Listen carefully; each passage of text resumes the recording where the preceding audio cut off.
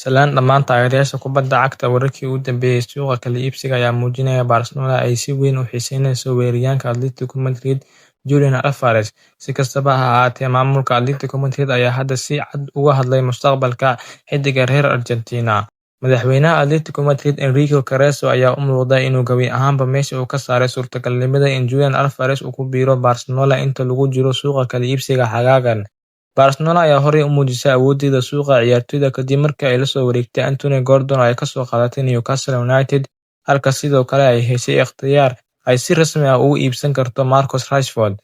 Inkasta oo ay horey u sameeyeen saxiixyo muhiim ah, haddana warar badan ayaa soo baxaya kuwaas oo sheegaya in Barcelona ay sidoo kale daneynayaan Julian Alvarez.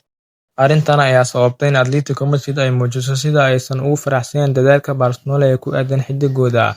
Isagoo ka hadlaya munaasabad, Cerezo ayaa sheegay in Atletico Madrid ay qorsheyneyso inay sii haysato ciyaartoyda ugu muhiimsan, wuxuuna caddeeyay in Julian Alvarez uu yahay ciyaaryahan Atletico Madrid ah, isla markaana kooxda ay si joogto ah uga shaqeyneyso soo jiidashada ciyaartoyda ugu fiican halka ay lumin lahayd kuwa ugu muhiimsan.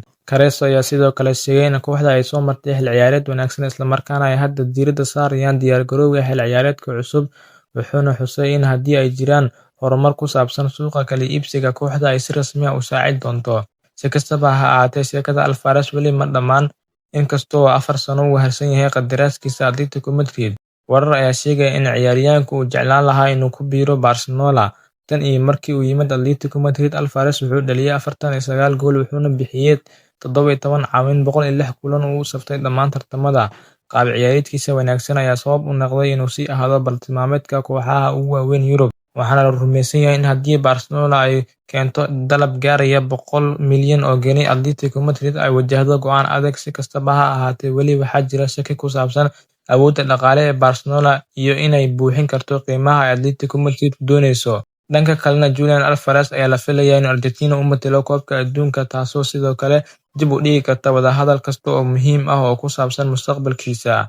Haddaba, su'aasha ugu weyn ayaa ah, Barcelona ma ku guuleysan doontaa inay la soo saxiixato Julian Alvarez, mise Atletico Madrid ayaa sii haysan doonta xiddigooda muhiimka ah? Aragtidaada ku reeb qaybta faallooyinka. Ha iloobin inaad like saarto, subscribe gareyso, eena furato gambaleelka si aad ula socoto wararkii ugu dambeeyay ee kubadda cagta.